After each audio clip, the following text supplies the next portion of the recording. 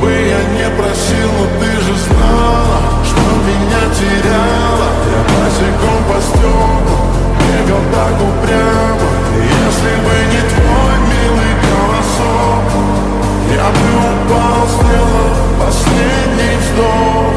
И звезды мирно падали, как будто до меня. Я каждый раз загадывал тебя не потерять, но больше не могу, я просто мучаю себя.